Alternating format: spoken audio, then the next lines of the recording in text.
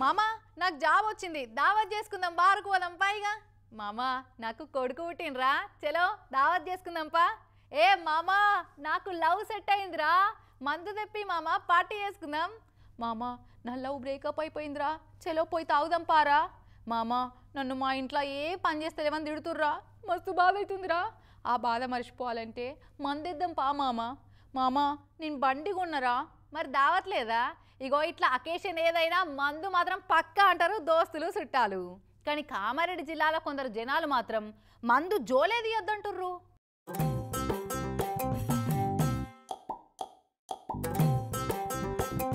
మందమ్మితే చెప్పు దెబ్బల పాపశిత్తం, 1,00,000 జుర్మానా. అదే ఊర్లో ఎవరన్నా దొంగతనంగా మందమ్ముతున్నారని మతలావు ఇచ్చి పట్టిస్తే 10,000 ఇనాం.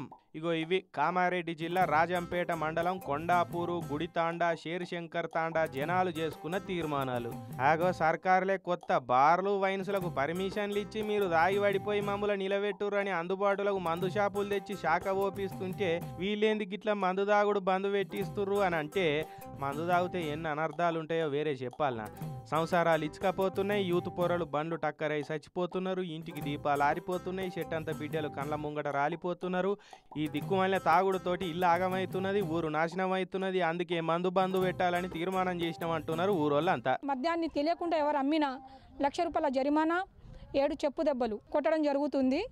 అది కూడా ఎవరైనా తెలియకుండా అమ్మినా, ఎవరైనా చూస్తే కనుక అది పెద్ద మనుషులకు ఇన్ఫర్మేషన్ ఇస్తే వాళ్ళకు మంచి పారితోషికం ఇవ్వడం జరుగుతుంది.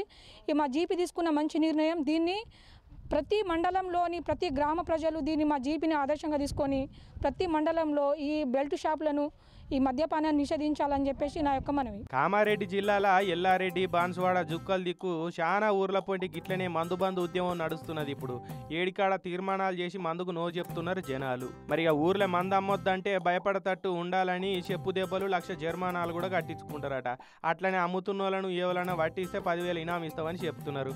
ఏదో 3 రోజుల మురిపెం కాకుండా ఎల్లకాలం అమలు చేస్తే మరి మంచిగానే ఉంటుంది. అయితే ఊర్లో దాగకుండా బయట దాగి ఊరికి వస్తే ఏం చేస్తారు? దావతులకు పోయిన కాడ వస్తే ఏం శిక్ష చేస్తారు అని అంటే ఇక దానికి ఎవరేం చేస్తారు? ఎవరి దాలకు ఉండాలి కాదా?